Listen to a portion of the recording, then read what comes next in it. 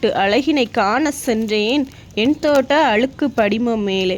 ஏமாறி திரும்பி சென்றவன் ஐயம் கொண்டு அலறி ஓடினேன் இடி இடிப்பை கேட்டு. மறுபொழுதிலும் தேடினேன் என் தோட்ட அழுக்கு படிமம் மேலே. அழகு ஆர்ப்பரித்தது ஆழி மொட்டுக்களால்.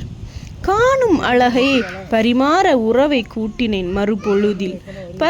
பரிமாறியவனுக்கு கிடைக்காத தீராத பசி புசித்தவனுக்கு தீர்ந்தது ஆலிமொட்டின் இதழ் விரிப்பால்.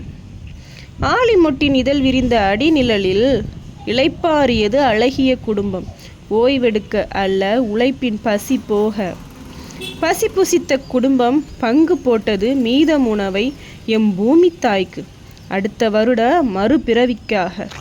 பருவநிலை மாறியது, பயனாளர்களும் மாறியது. பார்வைக்கு அழகே செய்யும் மொட்டுக்கள் விரிவதற்குள் விரைவுபடுத்தினார்கள் வியாபார உறவுகள் விற்பனை கூடத்தில். விற்பனை முடிவில் குவியலாகிறது குப்பை மேட்டில். பயனறியா பயனாளர்கள் இப்புவி மக்கள்.